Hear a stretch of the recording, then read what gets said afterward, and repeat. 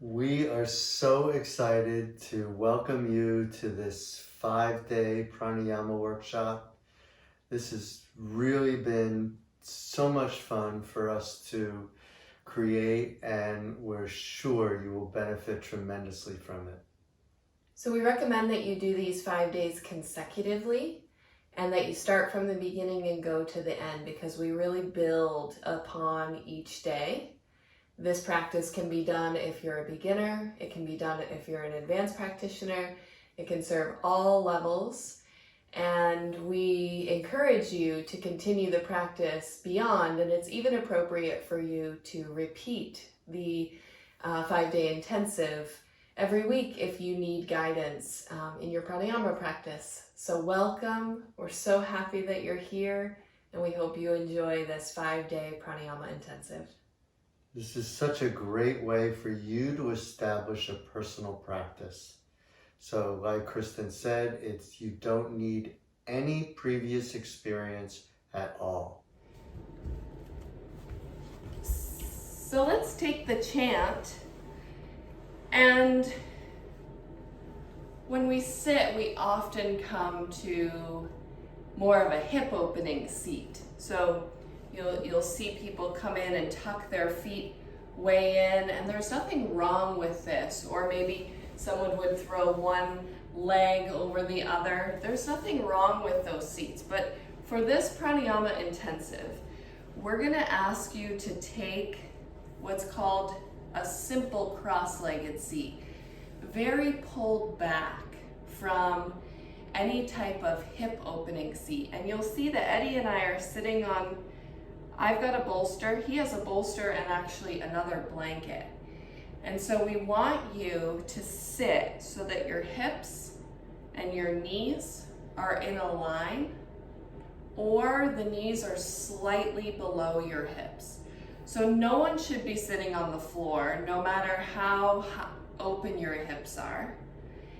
And the way that the seat works, and we both have black on, so you can kind of see it, you can see our feet. Well, they're contrasted from our pants so they can see them. Yeah, so the way that the feet sit is that they come underneath your knees and the toes stick out in front of your shins and your knees.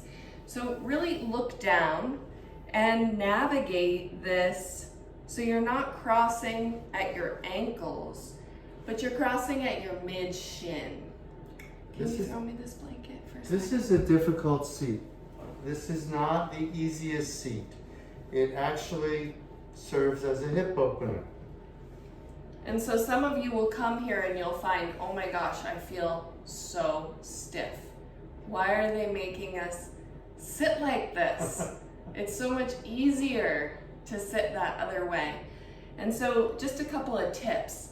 If you go here and this top knee is high, you can simply put a blanket there so that you're fully supported.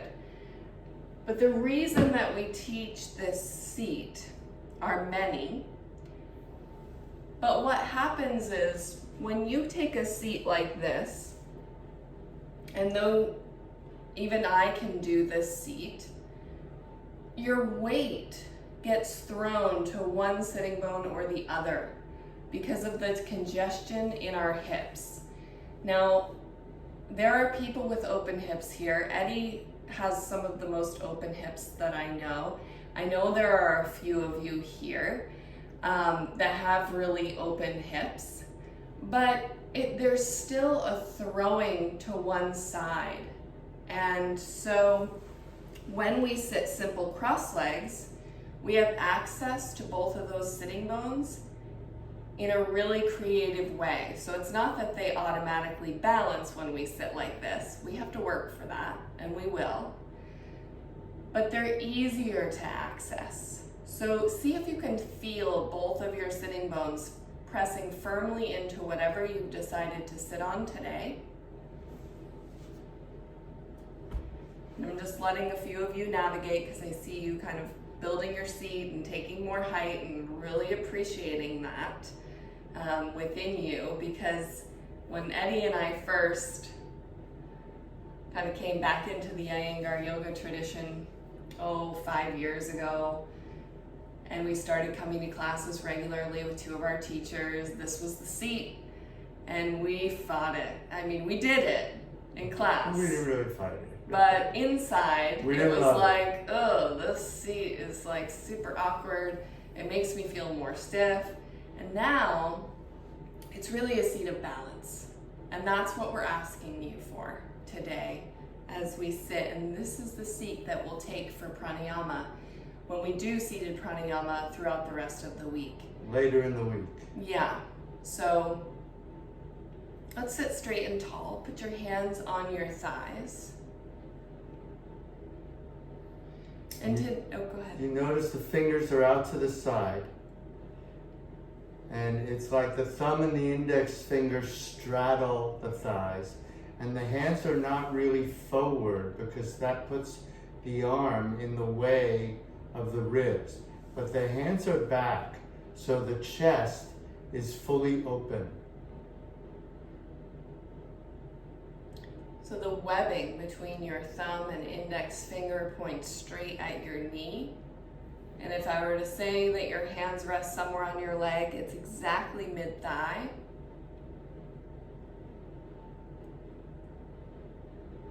And then resist the temptation to squeeze your elbows into your ribs, but instead let there be space.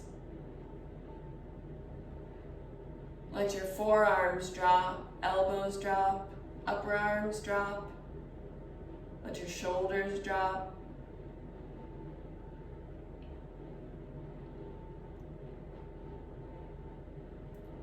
Balance the weight of your sitting bones deliberately. And it changes depending on which leg is in front, even in this cross leg. But when your sitting bones are balanced, then the torso can rise. The frontal torso, the back torso, the right side and the left side all rise evenly. We're not asking you to push your back into your chest.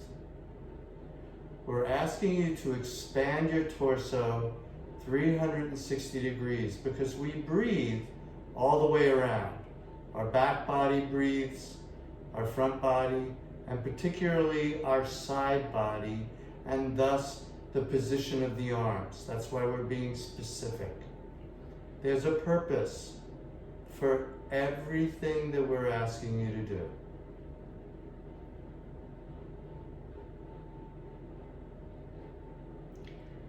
So keep all that work. Join your palms together in front of your heart.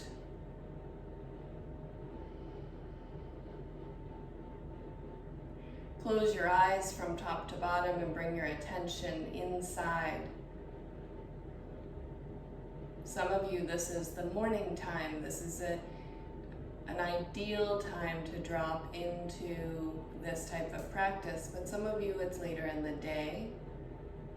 And so you need to kind of disconnect from what you've done so far and drop your attention inside in this present moment.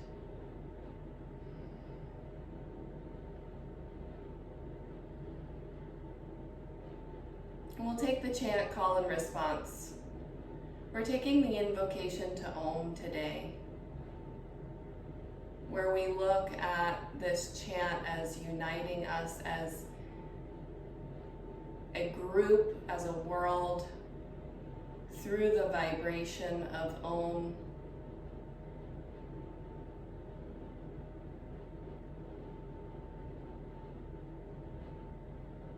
And if we look at the particular translation of this chant, it is said that those who chant Om regularly will be moved towards the path of freedom and liberation.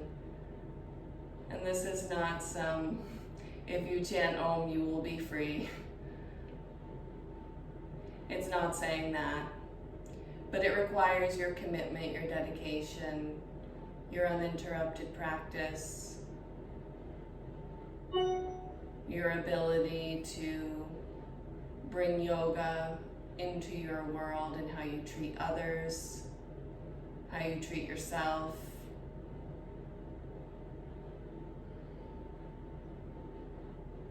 how you manage your difficulties. So we'll chant 3 ohms together, and then I'll chant first and Eddie will respond and you'll chant with him. Everybody will be on mute. So you'll be chanting inside with yourself. So please join us for 3 ohms. Take a slow, smooth, even inhalation.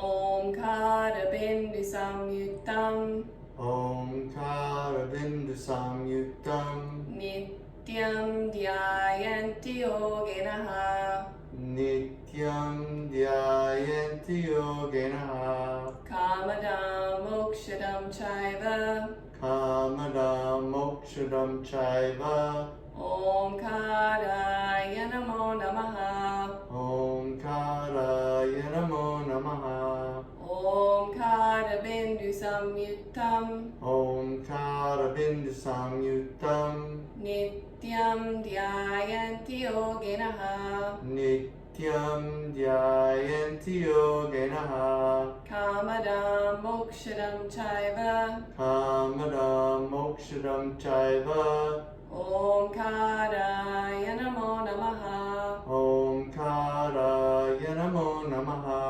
Omkarabindu samyuktam Omkarabindu samyuktam Nityam dhyayanti yogenaha Nityam dhyayanti yogenaha Kamadam mokshadam chaiva Kamadam mokshadam chaiva Omkaraya namo namaha Omkaraya namo namaha Omkaraya namo namaha Omkaraya namo namaha Omkaraya namo namaha Omkaraya namo namaha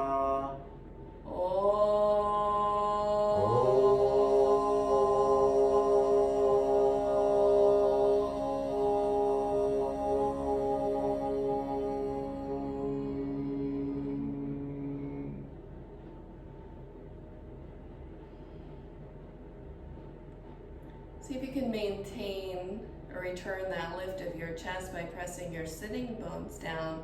And remember, not jamming your back into your chest, but taking a subtle lift of your sternum. Gently bow your head down.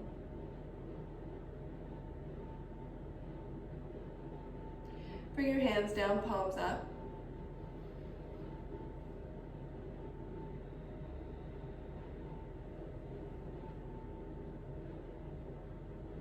Raise your head with closed eyes. And then slowly open those eyes.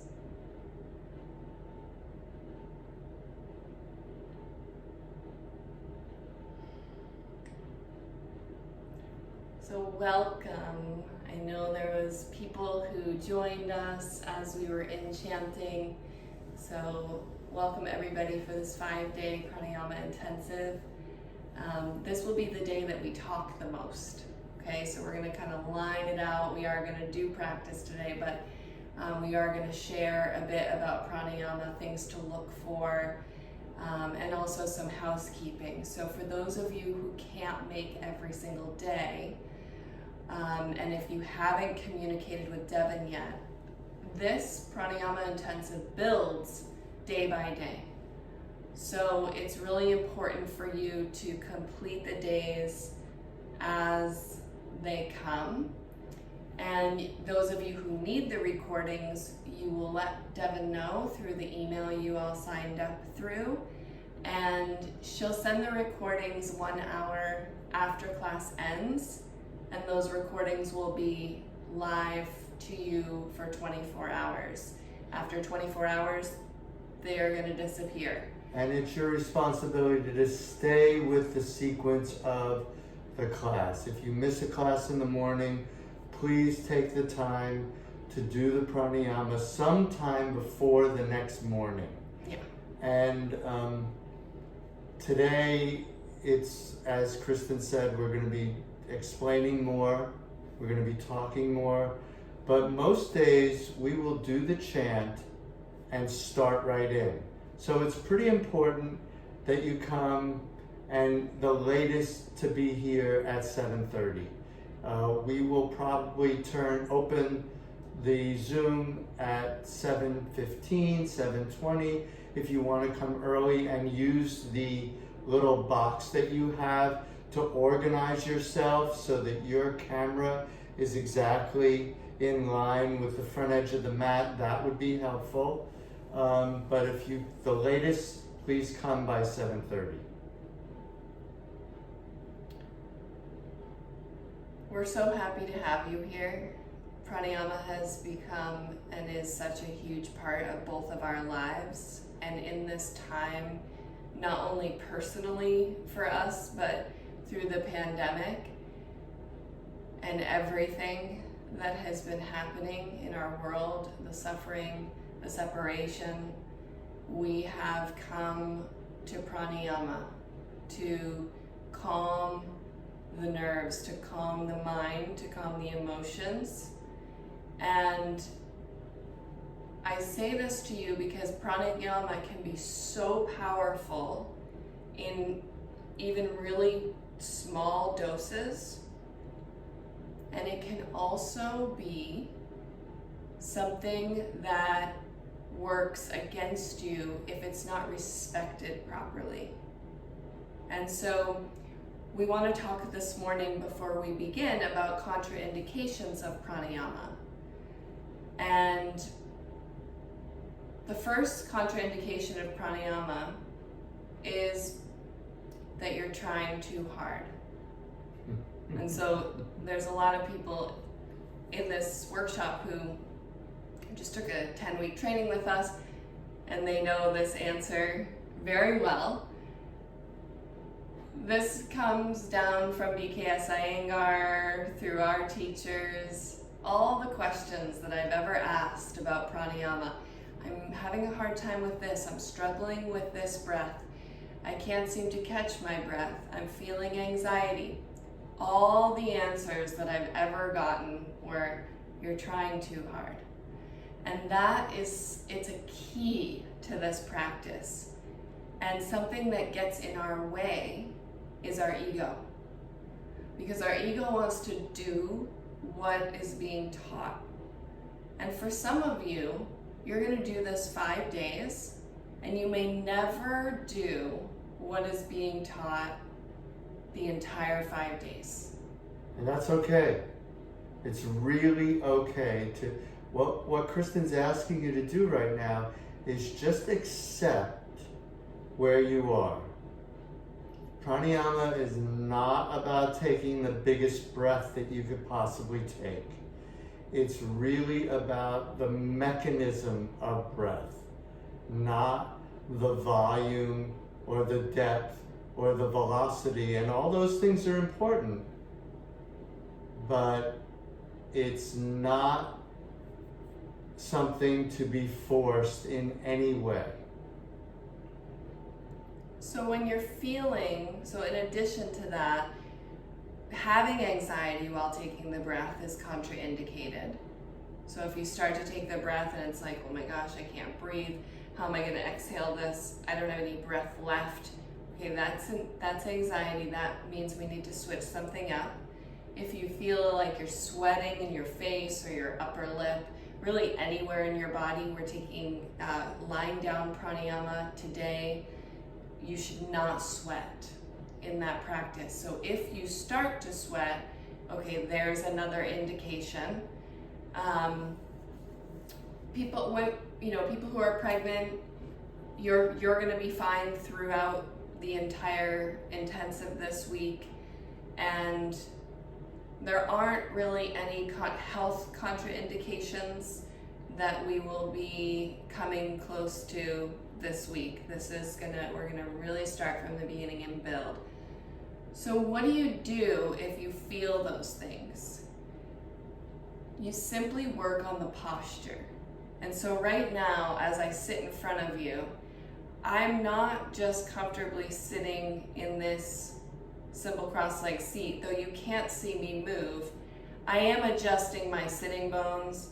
I'm micromanaging my legs and how I'm working my feet as we sit here and talk. This is called working on the pose. We're gonna lie down today. You work on shavasana. So that would be the pose.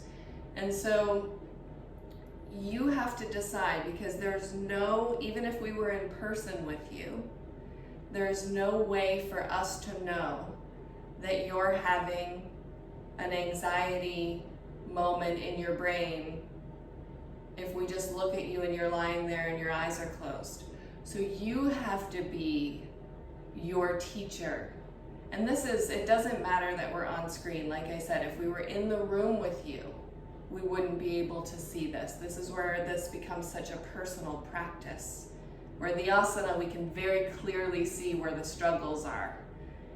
So if you feel anxiety, if you feel sweating, if you're feeling depressed, then you work on the pose. And it doesn't mean that this is your life forever in pranayama, that forever you're just going to work on the pose because you just don't have it in you to do it. I worked on the pose for a couple of years when I was in extreme depression.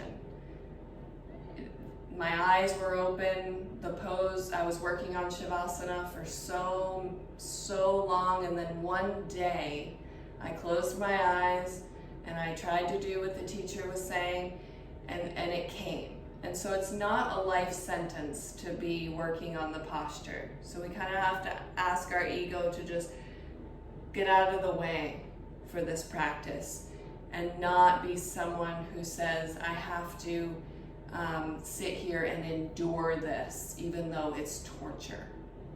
Okay, because that's what it will feel like. For those of you who start to feel anxiety, for those of you who start to feel shortness of breath, it will feel like torture. Pranayama is not torture. Pranayama is life-giving. And that's what you want to feel in this practice.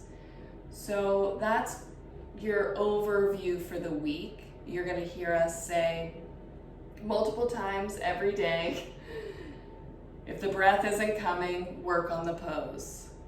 And so we'll constantly remind you, because as BKS Iyengar said, it's not the breath that makes the breath happen. It's actually the posture that makes the breath happen. So the more we can perfect this seat, the more we can open this channel of the torso for the breath to move easily and evenly. If you're sitting like this, there's restrictions in your body. The breath will stop before it gets to the top of your torso. So we work on the pose to allow the breath to come in much more easily. So Eddie's going to explain the breath today, what we're going to do, and he's going to add his additional gems. Well, I want to start with the mechanisms of the breath. So as Kristin just depressed her body, could you do that again? So when Kristin depressed her body, she changed all the relationship between the rib cage and the spinal column. The arms, you could see her arms are really forward and in front of the chest like this. They're not back out of the way. And So the mechanisms of this is why it's so important to set the posture. Because what is it that's happening when you breathe? One thing that's happening is that the diaphragm, this bowl-shaped muscle that's attached to the bottom of the lungs, contracts and gets flat. The other thing that's happening is that the ribs expand sideways. Those two things together create a vacuum. And the vacuum draws the breath in. So we're asking you to focus on the mechanics of the breath rather than the breath coming in and pumping up the rib cage as if it was a balloon. When the focus is on the breath, especially near the edge of the nose and in the side, we're going to ask you to do this initial breathing without making the sound that is commonly known as yogic breathing, ujjayi breathing, where it sounds, I've heard people describe that sound as it sounds like Darth Vader is breathing. And this is not so helpful for actually really focusing on the mechanics of the breath, expanding the ribs, contracting the diaphragm, so you gently create a vacuum that draws the breath in, and you feel that gentleness as it passes through the nasal cavity and down into the lungs. It's a gentle experience. It's not forced.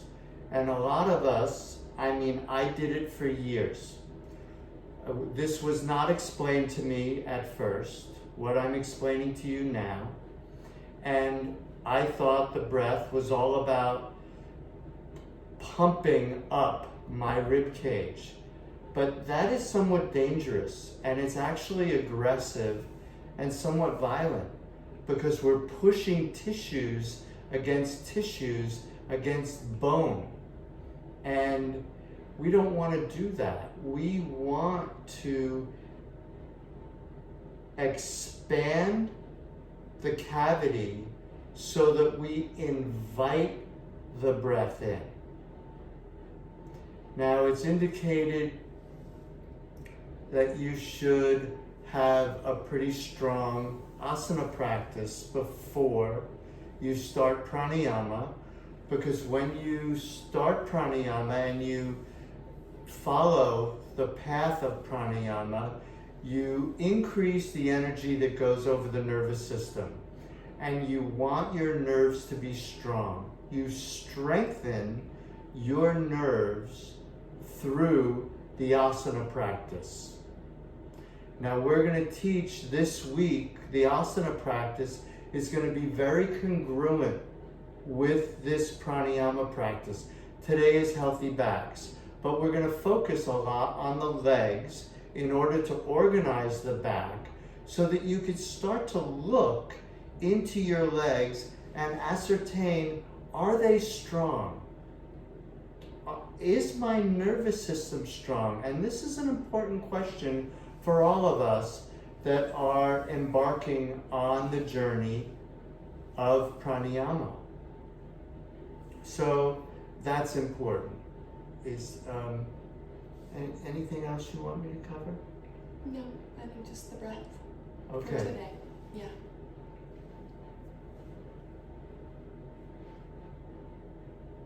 You can explain the breath for today. So today's breath, we're going to, sometimes we ask you to breathe deeply. And sometimes we're asking you to elongate the breath. Sometimes there'll be segments in the breath. But today, to start with, we're going to ask you to have a normal inhalation. Now, what is a normal inhalation? When you turn your gaze to your breath, when you turn your attention to observing anything, your attention affects it. So we can breathe automatically, or we can breathe intentionally. A normal breath is the breath that you take when your breath is automatic, when it's not conditioned through your intention. So when you start to observe your breath, you do affect it. And we're asking you to do the impossible here. Again, we're going to ask you to do that all week, but we're going to ask you to turn your awareness to your breath and not affect it. And that's very hard, because we want to be good. We want to be the best yoga student we could be. I want to be the best yoga sharer that I can be, the best yoga teacher. So we have a tendency to exaggerate and to try harder. And a normal breath is an unconditioned breath. So we're going to start today with an unconditioned breath, normal breathing, and we're going to ask you to watch that. And then we're going to slowly transition from a normal inhalation to an increasingly long, slow, smooth exhalation, followed by recovery breaths.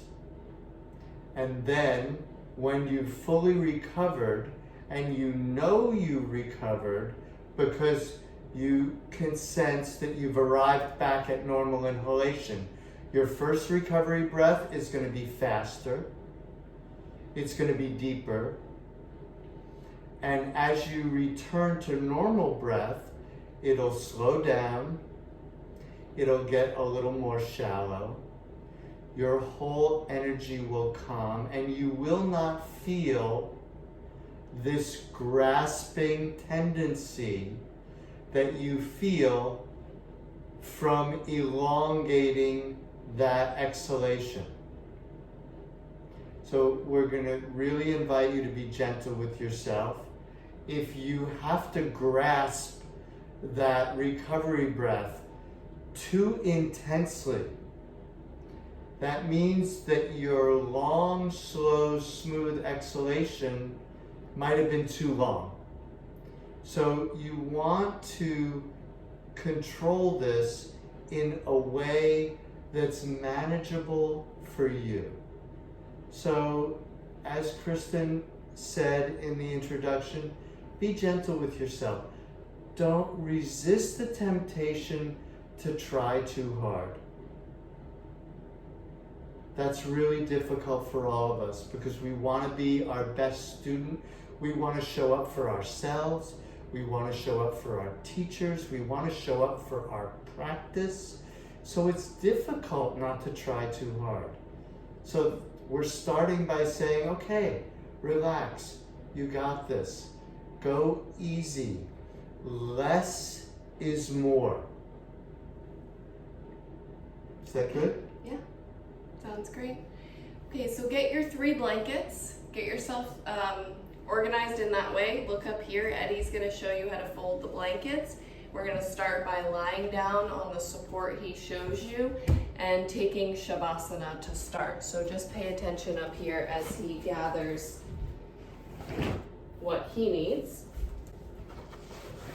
So he's going to start by tri-folding 2 blankets.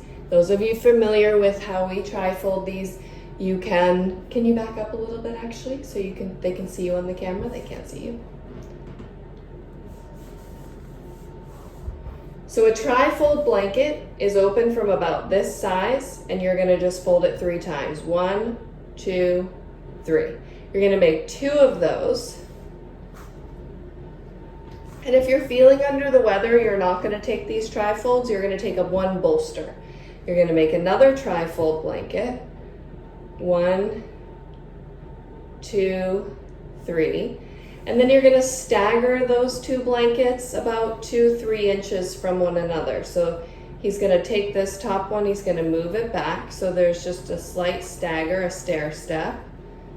And then he's going to take his 3rd blanket and create a pillow. And this is going to be different for all of you. So some of you will take it folded in half, just like that. Some of you will fold it an extra time like this.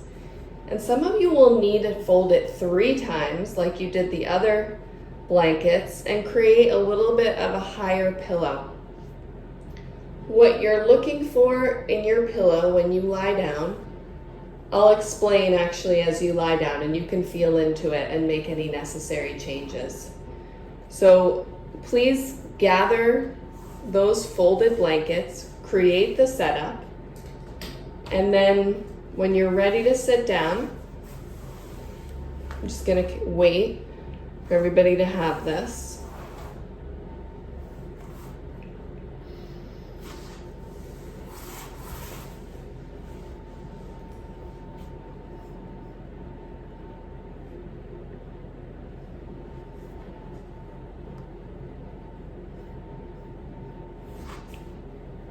So you're going to sit up against the edge of the bottom blanket. You're going to arc your chest and lie back. Yep, go ahead.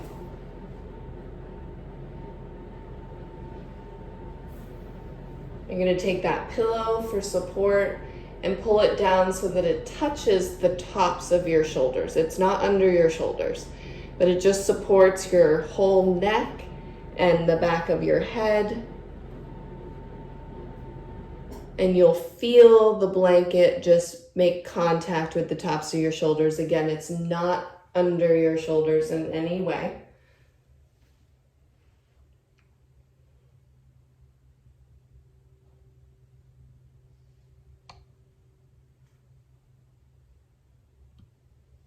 And then when you go to lie down, I want you to take your feet and straighten them out at the same time with your legs touching. And then once your legs are straight, let your feet roll out to the side. So you're not taking a really wide position with your legs.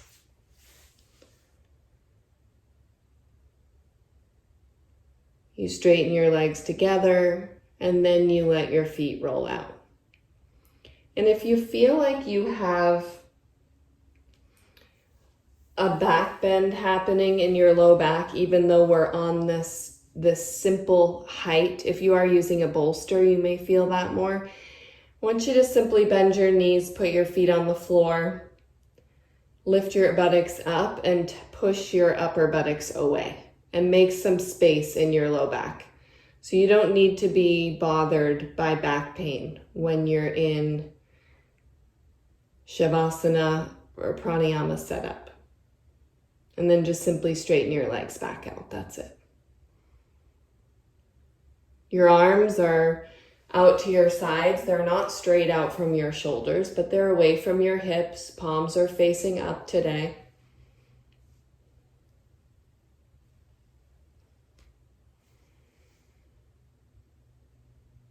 And then you take shavasana, the corpse pose.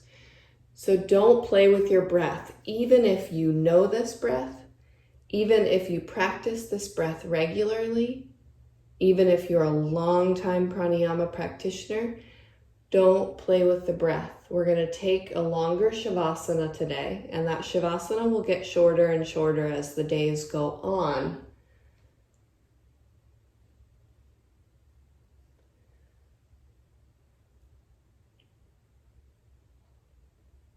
There are some of you on here that have been to Pune, have been to India, and it's not uncommon. It was not uncommon when Gita Iyengar and BKS Iyengar were teaching pranayama to take a 45-minute shavasana before the practice. And this is why it's so nice to take this practice in the morning, because your body's been in shavasana for several hours. So it's easier for you to move into this practice and start the breathing. But for those of us maybe we've been up, we've been doing some work, maybe we've even been driving around, we need to settle and soften before we take what seems to be such a simple practice that actually can leave you quite exhausted. So take this time in shavasana and start from the very top of your skull, your hairline, your forehead skin. Allow those areas to fall towards the floor with gravity, to soften, to become heavy.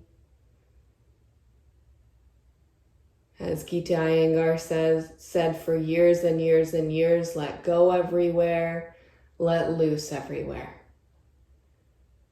And you'll hear numerous teachers share those words that came from her because they are exactly what we're looking to do. Can you let loose in your body so much that if I came up to jiggle your arm, it would be like there was no muscle in your arm, like it would just jiggle back and forth. Can you let loose that much? Soften your cheeks, your lips, your jaw.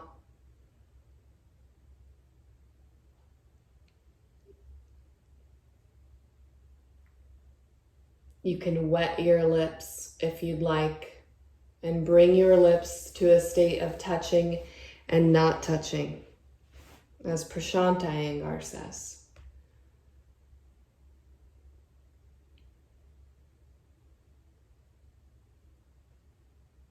These practices that we're sharing with you do not come, we did not invent them.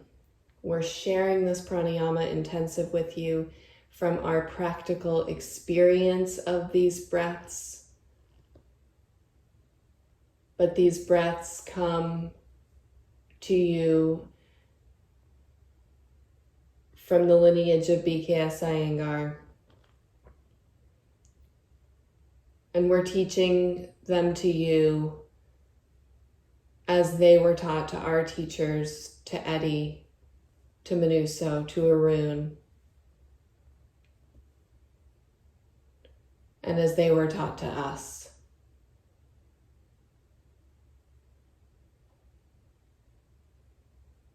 Soften your chest, your belly, allow it just to be in its normal rise and fall. And as Eddie said, the moment you turn your awareness to that breath, it's very hard to not start to deepen it. But we ask you in this time to allow that to move naturally in and out. And then bring your awareness to your pelvis, your outer buttocks, hips. And this is oftentimes in the legs where you'll start to find these little spots that like to press the floor. And for you, it may be one outer hip that grips. And the moment you let it go, it grips again.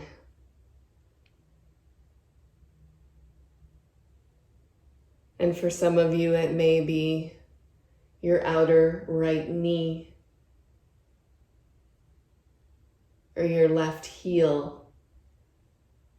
pressing into the floor. Find those areas that are not willing to let loose everywhere. Find those areas that are not listening to you as you let go.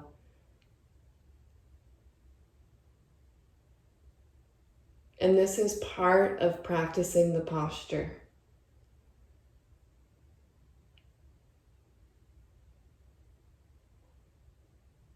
And as you practice pranayama for longer and longer, and as I said, as we go through this week, we'll take shorter shavasanas in the beginning.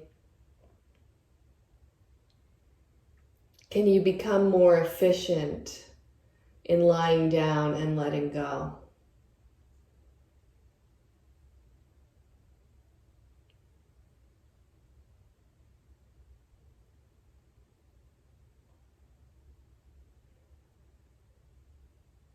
And now turn your awareness to your breath.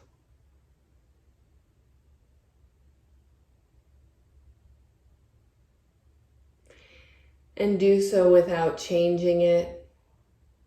And I'm going to remind you before we go of what it is that you're doing. So you're going to take, when we're all going to exhale together, and then you're going to take a normal inhalation. As normal as you can make it. And then you're slowly going to take the exhalation long, slow, smooth, even. At the bottom of that exhalation, you're going to breathe normally, what we call recovery breaths or unconditioned breaths. And then I'll walk you through the next breath again. Today, probably tomorrow, we want you to stay with us. So try not to go on your own or link breaths. As we stated many times about this intensive, we're starting from the very beginning. There are a lot of teachers in here. It's really important that you, if you're going to teach pranayama, that you have a deep understanding, a practice, and that you start from the beginning. So please, wherever you are, exhale all of your air and then take a normal inhalation followed by a long, slow, smooth, complete exhalation. It does not mean that you press all the air out, but as soon as the exhalation is done, take recovery breaths. Return to normal breathing.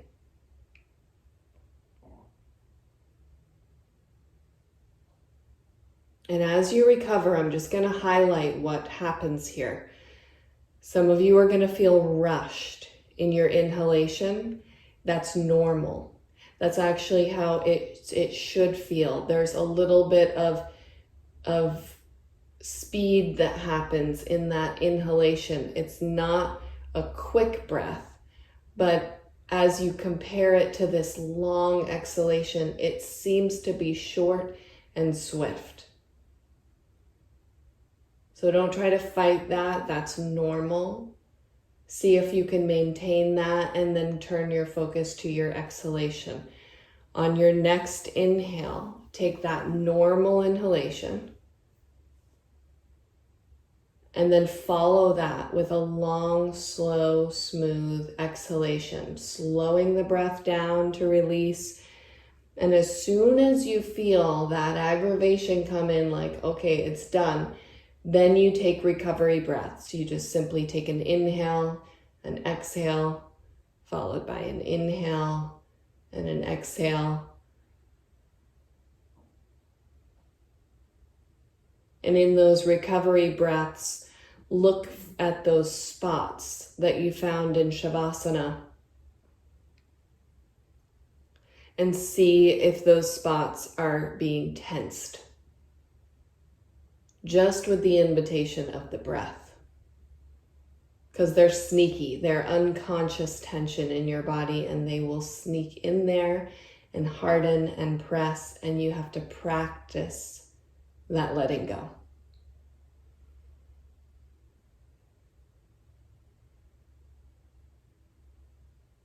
Now take the breath again. On your next inhale, allow it to be a normal inhalation, followed by a long, slow, smooth exhalation. Followed by recovery breaths. So as you take that exhalation, there should be no sign of pressing the air out. There should be no contraction of the abdominal muscles to press that air out. So it may even feel to you when you get it right that you're actually only exhaling 3/4 of your breath, that you're not fully pumping out. We're being very soft in that way. And if you find yourself in anxiety or you're finding yourself feeling panicked, you simply work on the pose. And by work on the pose, I mean go through from the crown of your head to the tip of your toes and soften your entire body and continue in that cycle. The rest of you, on your next inhale, take a normal inhalation and follow that by a long, slow, smooth exhalation, and see if you can get that exhalation a little bit longer without efforting.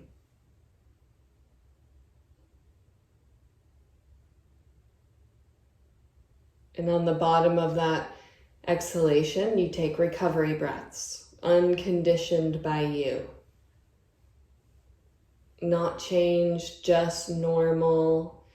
And you may feel, as Eddie said, that there's a grasping for that first recovery breath.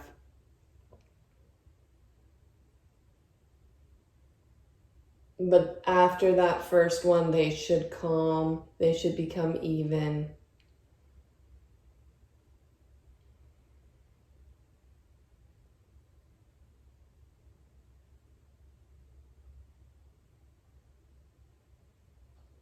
Take the breath again.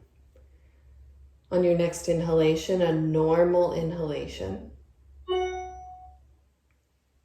followed by a long, slow, smooth, even exhalation.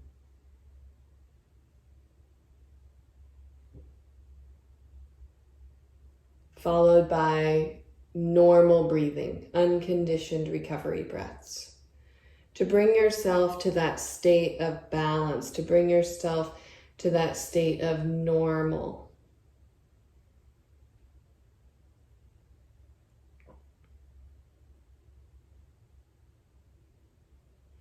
And though this breath, for some of you, it's going to feel very anxious at first. It's new. It's not something that's taught in modern yoga across the country. This is the very beginning of learning how to elongate the breath. And we start with the exhale. It's the easiest. It's the most calming. So take the breath again. On your next inhale, take a normal inhalation,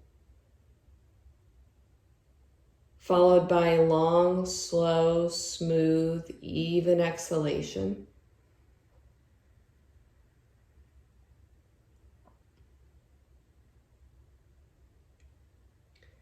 And when the exhalation is done, you return to normal breathing. Take recovery breaths.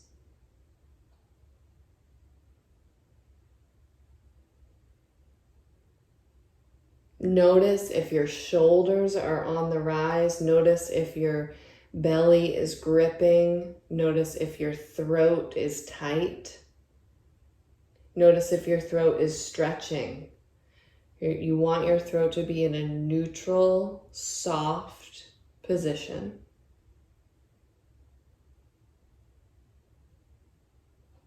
And then take the breath again. On your next inhale, normal inhalation, followed by a long, slow, smooth, even exhalation.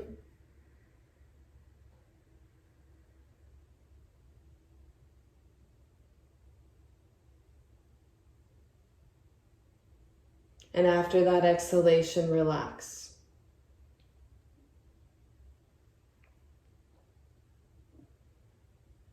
Fully let go of the breath.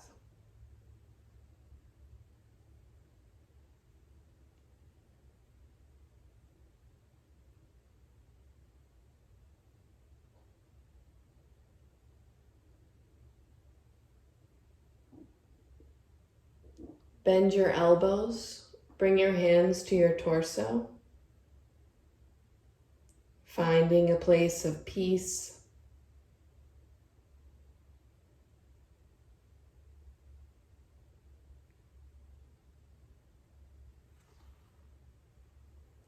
And then bend your left knee, roll to your side, come off that height.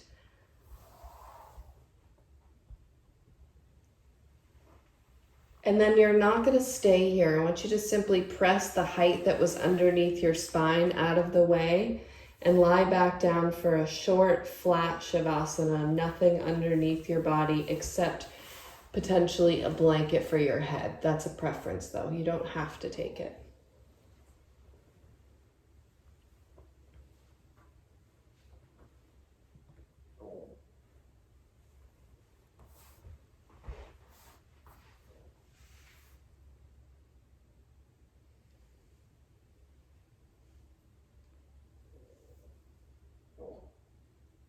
Let's see if you can efficiently let go into that shavasana and don't play with the breath.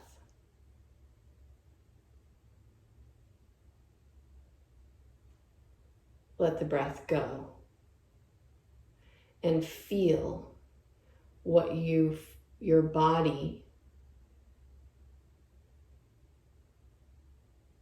is experiencing from that breath.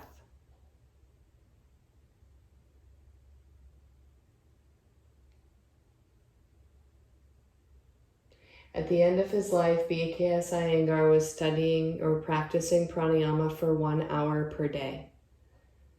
He said it was never enough, but it's what he could do. It is so beneficial for you to practice 5 to 7 to 10 minutes of pranayama per day and not place a huge responsibility on yourself to do pranayama for time. Doing pranayama for time comes with decades of practice. It doesn't come in the first few decades. There's so much to learn, to dial in, to work through, that 7 minutes, 5 minutes, 10 minutes is oftentimes enough for one's full lifetime of this practice. I mean, we're talking about the man who did more yoga in our modern world than anybody that is known so big to the public. And his was a maximum of 1 hour after over 75 years of practice. So we'll say it again and again and again, but don't push. You'll get more from your practice if you take a shorter time than if you try to go for that 30-minute pranayama practice or hour-long pranayama practice. Keep it simple.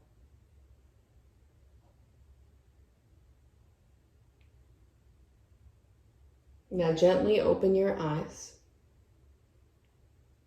And once again, bend your left knee and roll to your right side, coming onto your side to rest.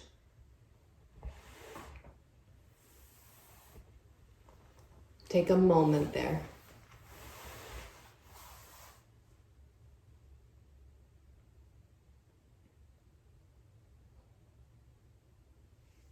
And then turn down to come up.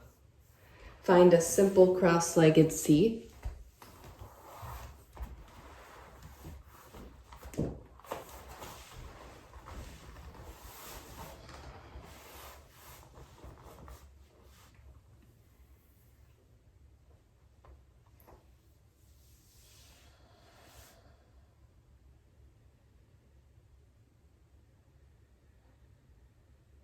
Join your palms together again in front of your heart.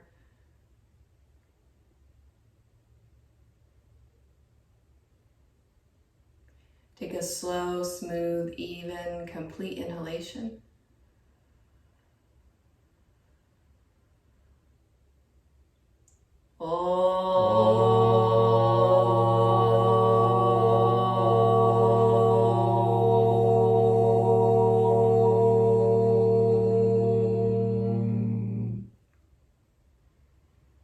Namaskar. Namaskar.